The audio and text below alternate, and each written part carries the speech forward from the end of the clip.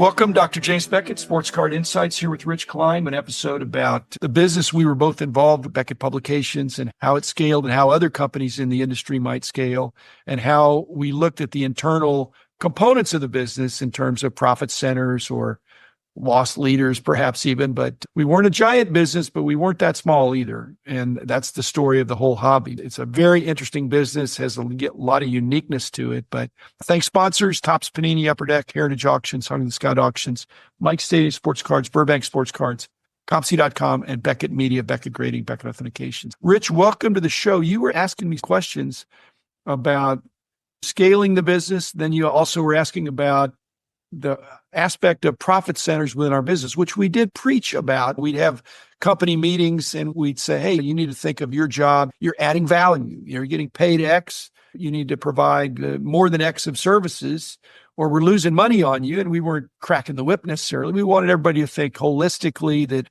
how can we make the pie bigger? And to do that, there were individual pieces of the pie that could be evaluated on their own. And the way to do that was sometimes tricky. So what did you have in mind besides that? We actually had meetings with these. How do you make each department in this business a profit center? And I was on one of those committees. Well, my comment was, how do you make accounting a profit center? I said, you really can't make some support groups a profit center. As you said, do your due work, but there are certain jobs that are not profit centers. But I will say one thing, as the hobby got smaller from its peak in the early 90s, customer service evolved to dealer sales. That was a way of turning a non-profit center into a profit center. You still can't make accounting a profit center. I know, but accounting, when the new regime came in, they turned accounting into a profit center that had reduced losses because they offshored accounting. The new regime offshored accounting, which I was unwilling to do, but the accounting was being done in the Philippines or someplace. And I'm sure it was done cheaper and hopefully just as good. But you're meaning profit center in the sense of let's make money on each thing. And I'm saying that's not what I did. Let's have everything make sense. And some things are overhead and you want to control those. And other things are sales-oriented things where you want to sell as much as you can. But the whole idea of a profit center for the OPG, for the online price guide, that could look like it's pure profit. If you don't take into account, there was a lot of work developing the underlying pricing that is a cost. So allocating the costs to the appropriate profit centers is tricky. You can make something look good or look bad if you load it up with too much overhead. The other thing with the OPG at the time was that was an offshoot almost of the work we were already doing for the magazines. And as Pepper used to say, or you used to tell Pepper, anytime you can get a double hit out of anything, it's a win. And the OPG and the magazine, that's a double hit. And then the database work makes grading easier to put their little stickers on the cards and ID the cards. It also makes it easier for the graders to know what they're dealing with. Well, Rich, this suggests when we're talking about the reason these topics I think are related, because I'm not an accountant by trade, you have to understand how you make profit or you're going to be out of business. So I do know how to make money. But there's direct costs and indirect costs. And the direct costs are pretty obvious, but the indirect costs need to be properly allocated. The other question you raised was on scaling the business. And the way you scale a business, a lot of times it's feeding your winners. And you have to know that it is a winner, know what your cost structure is. We were a product company more than a service company. We were selling things and in print for the most part, although there were digital products too. But there are fixed costs and variable costs. And some businesses have a lot of fixed cost and smaller variable cost than other businesses are the other way around. We had a lot of fixed cost in terms of developing the first price guide, getting the prices. And then the variable costs were the costs of printing the magazines. And there's a great economy of scale. So our variable costs really were very small compared to the price of the item. And so we were a volume business if we could drive the top line. So those businesses are easier to scale if they don't have as much variable cost. You've got to get above the fixed cost or you're underwater and you're going to be dead. But if you get a sufficient volume, then it can become nicely profitable. And so that's what I'm looking at these other businesses in the industry. Are they scalable The grading business has a lot of variable costs because there's a significant cost to grade each item. It's not like if you get a whole bunch of items, it goes faster. No, it just takes what it takes to the card. There's not the same economies of scale. So we were really blessed to have a business that could grow and could scale. COMC has some of those aspects, although again, they have to process each card and each card has a cost of processing. But in their wisdom, Tim, Julia, whoever, they have continued to increase the price, much to my chagrin, maybe not yours, for the cost of submitting cards and getting them processed. It started out, it was 15 cents. And I should have sent in everything, but I didn't. Now I'm having to pay 50 cents for the same card that it would have been 15 cents. Okay, so that's a variable cost. And by Tim and Julia and them raising that price, it's made that be profitable for them, a profit center, and essentially allowed their business to be more scalable because they have a proper accounting of the direct costs and the indirect costs. One of the good reasons for being public is that you have a ready source of capital from the capital markets.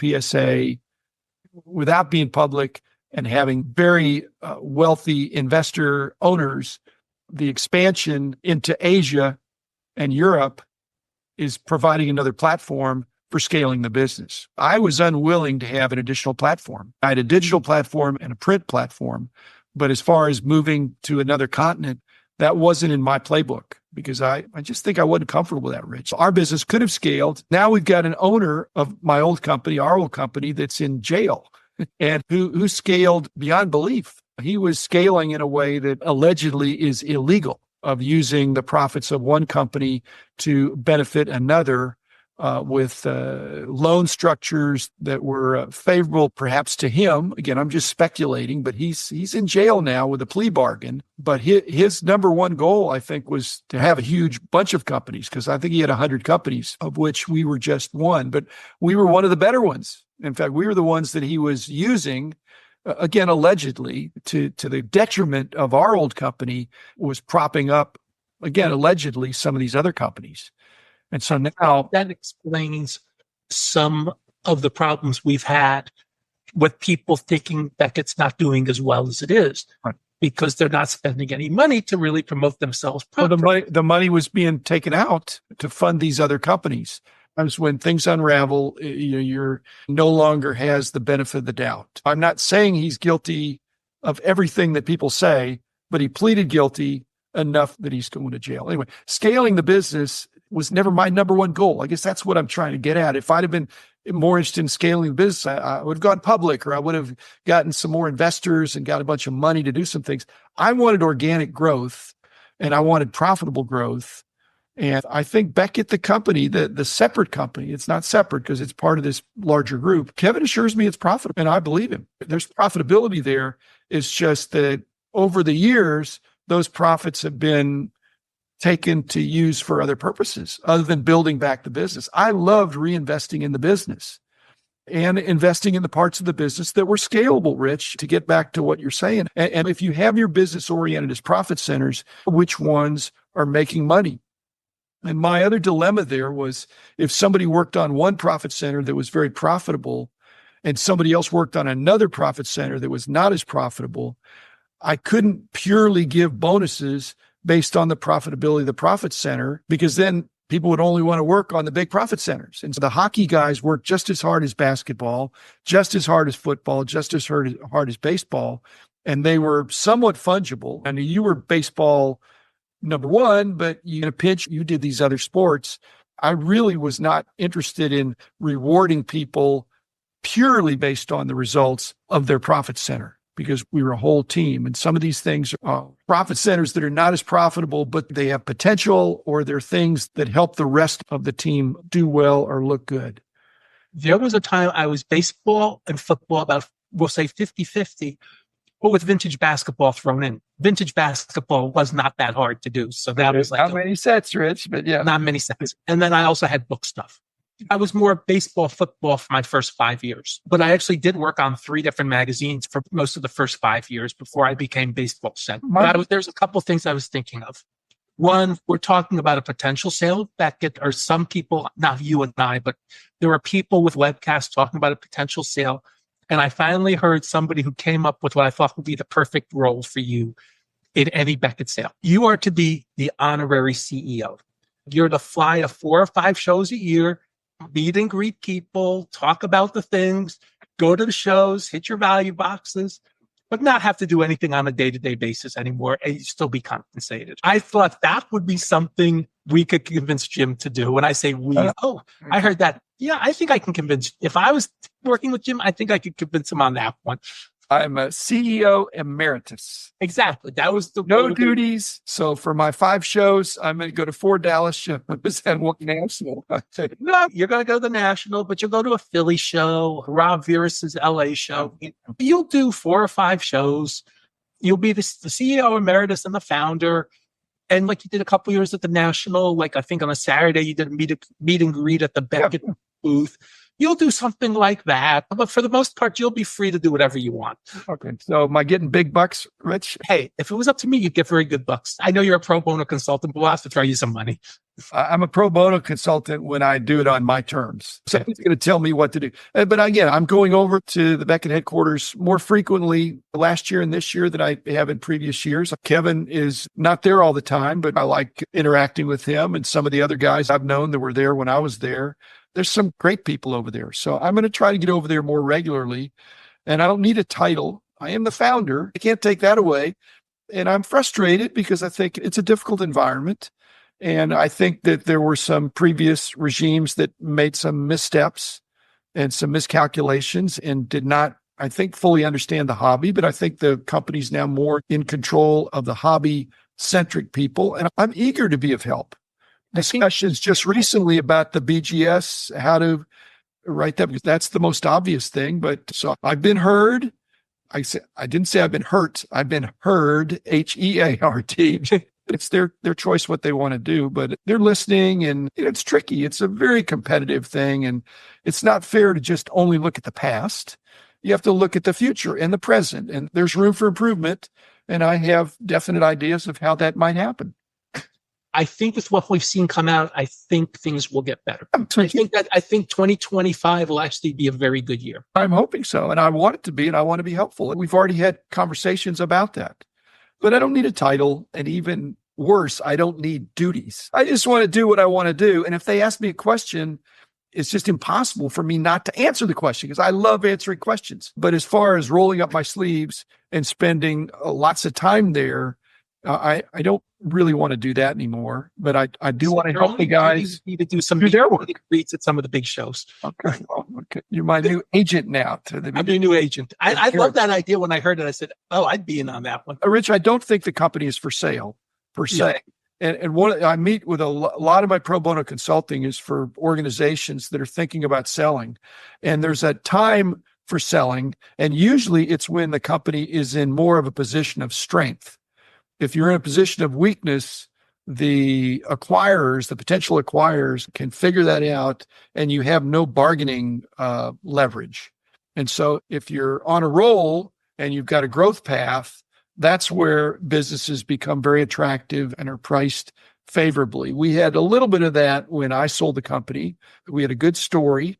And so we sold, and then it sold again. And if it sells a future time, it ideally will be when the ship has been fully righted and we've got some smooth sailing and there are projections that are very favorable instead of selling at a low point. So I think the future can be bright. There's a lot of room for improvement and there's a lot of desire to get going in the right direction. I'm liking what I'm hearing and I'm hoping it's going to come to fruition in 2025. Okay. Speaking of scaling, one of your sponsors is moving into a new expanded storefront in the very near future. Rob? He's done a pretty good job scaling the business from where he started. I know, but his business has evolved. He needs to reconfigure in light of his new relationship with Fanatics. I'm convinced Rob and his team will be just fine. He's world-class in buying for a store. He's world-class in retail in-store, and he's world-class in digital online internet sales that is bypassing eBay, and he's going to get a bigger piece. But a lot of his business It's barrier to entry there, Rich. What we started is that his business is difficult to scale. It's not just the money, it's the knowledgeable people that he has, the platforms he's built, the image library that he has, all that stuff. Those are barriers to entry for competitors. So the scaling of a business to compete with Rob, just like competing with COMC or competing with Fanatics, is tricky. It's difficult. We had quantity pricing based on the size of the deal, not the special deal because you're my buddy. You paid more for 5 than you did for 100. Exactly. But if somebody said, hey, I was with you from the beginning, give me a better deal. No, you get priced by quantity. Anyway, if COMC did that, or PSA, or any of the larger entities, the more business you bring, the better deal you ought to get. So I agree with that. And that's helping to scale the business because it's a lot easier to retain and increase the business from customers you already have than to go out and find new customers. They're finding new customers too, but they need to take good care of the customers they have. And that's one of the main themes I mentioned with the guys at BGS last time I was over there last month. I said, you cannot alienate your best customers. We want new customers, but we can't do it in a way that's alienating the best customers.